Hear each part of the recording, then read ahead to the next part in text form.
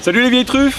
Alors, apprendre à votre chien à donner la patte, c'est quelque chose d'assez intéressant, d'assez facile et de stimulant à réaliser avec votre chien, mais ça n'a pas un grand intérêt utile. Je veux dire par là que c'est pas quelque chose qui va servir à votre chien à rester en sécurité sur une situation de danger, au bord de la route par exemple. Ça va vous permettre de vous approcher de votre chien, de rentrer en communication avec lui sous un angle un petit peu différent, qui va être celui de l'éducation. Et du coup, ça va vous permettre de mettre le chien dans une mécanique d'apprentissage, mais aussi et surtout, ça va vous permettre de faire comprendre à votre chien qu'il n'est pas simplement un animal de compagnie qu'on a plaisir à retrouver le soir, un chien de banquette, de canapé, mais un animal avec lequel on peut partager des choses, lui apprendre des choses. Il y a des moments, des situations où il a un rôle à jouer et quelque chose à faire de très précis par rapport à l'exercice qu'on lui demande de faire. Alors cet exercice-là de donner la patte avec un fort taux de réussite, puisqu'il est facile à mettre en place, va vous permettre finalement de prendre confiance en vous et dans la relation que vous avez avec votre chien. Et ça, croyez-moi, c'est extrêmement important.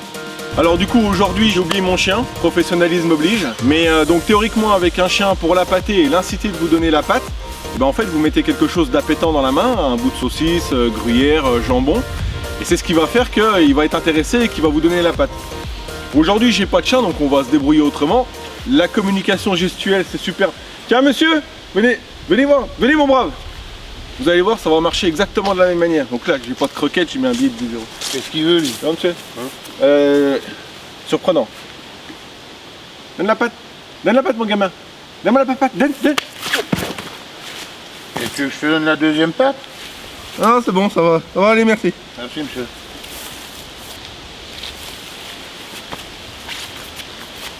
Oh putain.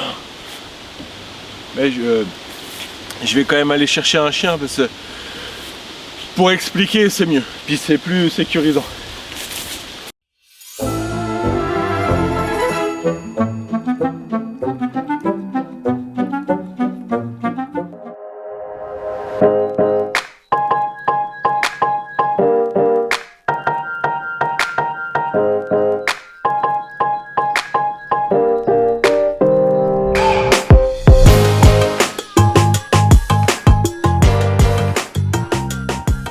Alors pour faire cet exercice-là, vous n'allez pas avoir besoin d'énormément de choses, mais vous allez avoir besoin d'un kicker, quelque chose qui va émoustiller un petit peu votre chien, et en règle générale, c'est plutôt la friandise qui marche bien.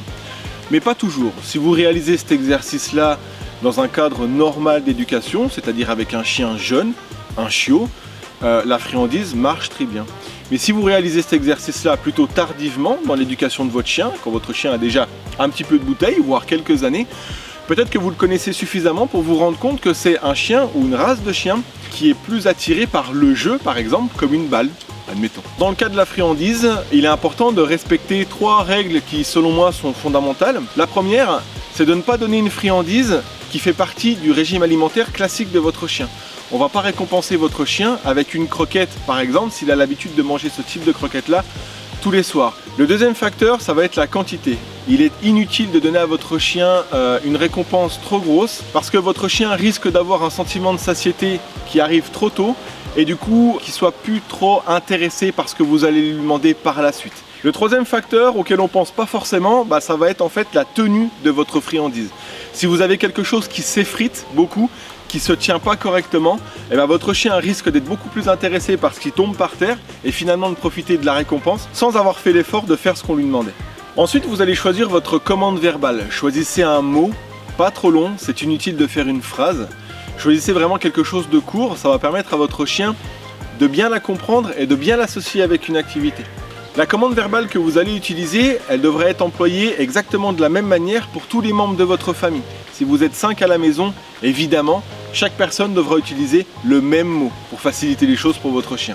Mais n'oubliez pas, plus important que le mot que vous allez utiliser, c'est surtout l'intonation qui est hyper importante parce que c'est ça qui au départ va donner l'information à votre chien. Alors pour exposer donc ce que je vous ai dit tout à l'heure, là on a un assez gros bout de bacon, évidemment on va pas tout utiliser, on prend des petits bouts comme on l'a dit tout à l'heure, ça suffit amplement, ça permet de conserver l'envie du chien de faire l'exercice. Alors le top du top, on peut se mettre à la hauteur du chien ou on peut mettre le chien à notre hauteur. Ça permet au chien de ne pas trop évoluer à droite, à gauche, d'être totalement libre de ses mouvements. Le fait de le caler quelque part, eh ben, on le positionne à un endroit et ça lui permet d'être beaucoup plus attentif à nous. Donc on a la friandise dans la main, vous allez voir que le chien va être hyper attentif à ça. Il cherche un moyen pour l'obtenir et donc moi je vais l'exciter un petit peu. Allez gros, oui, c'est quoi ça? Tiens, tiens Jazz, tiens, prends, allez, allez, allez, allez, tiens, tiens, tiens, tiens mon pépère, tiens, tiens. Ouais, c'est quoi ça? C'est quoi ça? Tiens, la patte, la patte, la patte, la patte. Ouais! Dès lors que le chien donne la patte, immédiatement, on ouvre la main, c'est la récompense. Vous voyez? Il utilise déjà sa patte, il a déjà compris. C'est très rapide, hein, l'exercice pour donner la... Vous voyez? Et en plus, il est délicat, il est très délicat. Voilà. Le fait de lui donner des petits bouts, vous voyez, il y a un petit goût de reviens-y. Vous voyez, regardez.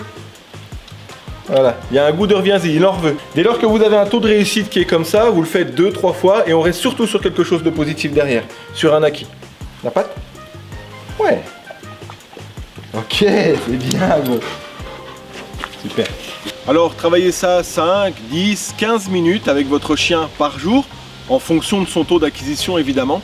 Mais le plus important, ça va vraiment être de rester sur une note positive. Attention, il est possible avec le temps, une fois que votre chien a bien acquis cet exercice-là, eh ben, en fait, il est possible qu'il anticipe votre directive et qu'il vous donne la patte avant. Ignorez-le, voire repoussez la patte, marquez un temps d'arrêt, laissez-lui le temps de se remettre assis et de se calmer pour refaire l'exercice. Vous donnez la commande directrice, votre chien vous donne la patte pas avant et à ce moment-là, vous pouvez récompenser. Merci d'avoir regardé la vidéo, j'espère qu'elle vous a plu et qu'elle vous permettra aussi de mettre cet exercice en place avec votre chien. Si toutefois vous rencontriez des problèmes, eh ben, n'hésitez pas à nous contacter, on est aussi là pour ça. Et avant de vous tirer, on se retrouve sur Instagram, sur Facebook, on reste en contact dans les commentaires. Ciao les vieilles truffes.